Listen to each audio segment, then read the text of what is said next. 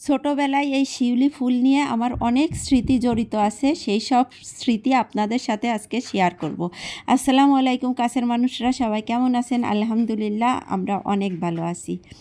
আজকে ছেলেদের জন্য একটু বিরিয়ানি রান্না করব। বিরিয়ানি অল্প একটু মাংস ফ্রিজে পাইছি, তো ওই অল্প মাংস দিয়ে যাতে ওরা দুই ভাই খাইতে পারে সেইভাবে রান্না করব। আর আমাদের জন্য তরকারি আছে।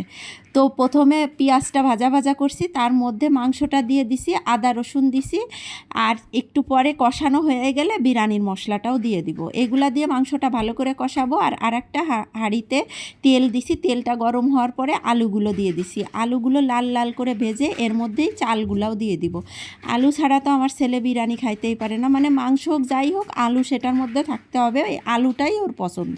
এবার লাল করে আলুগুলো ভাজা হয়ে গেছে, এবার বিরিয়ানির চালটা দিয়ে দিলাম। চালটা ভালো করে ভেজে রাখবো। আর চালটা কিন্তু আমি আধা ঘন্টা আগে ধুয়ে জড়া দিয়ে রাখছি।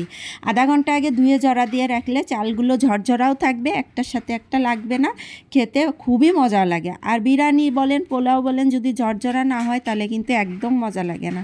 আর স্বাদ অনুযায়ী অবশ্যই লবণ দিয়ে দিছি। লবণ দিয়ে চালটাকে ভালোভাবে ভাজা ভাজা করতেছি। আর চালের মধ্যে আমি একটু রসুন বাটাও দিছি, আদা বাটা আর রসুন বাটা। তারপরে পানি দিয়ে দিছি।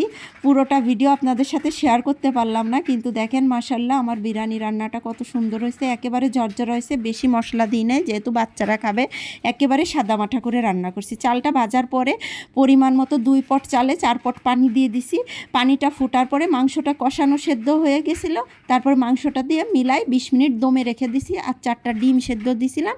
ডিমটাও মানে মাংস যখন দিছি তখন ডিমগুলাও দিয়ে দিছিলাম।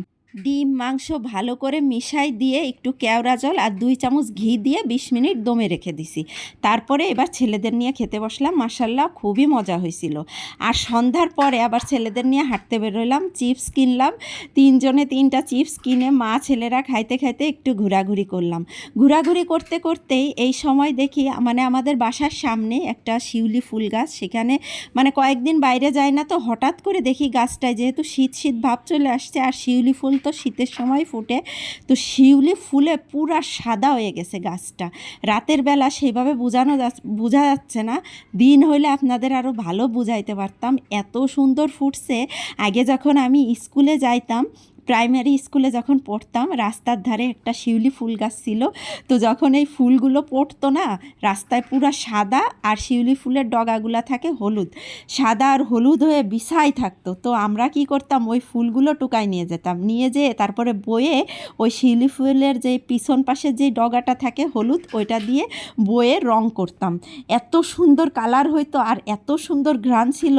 আবার মালাও গাঁথতাম অনেক সময়। তো এই শিউলি ফুলগুলোর সাথে অনেক স্মৃতি ছিল, সেই স্মৃতিগুলো কিছুটা আপনাদের সাথে শেয়ার করলাম। আর এই ফুলগুলো দেখলে আমার সেই স্মৃতিগুলো ছোটোবেলার মনে পড়ে যায়। তো আমার ভিডিওটা আপনাদের কেমন লাগলো অবশ্যই কমেন্ট করে জানাবেন। সবাই সুস্থ থাকবেন, ভালো থাকবেন। আজকের মতো এখানে শেষ করছি। আল্লাহ হাফেজ।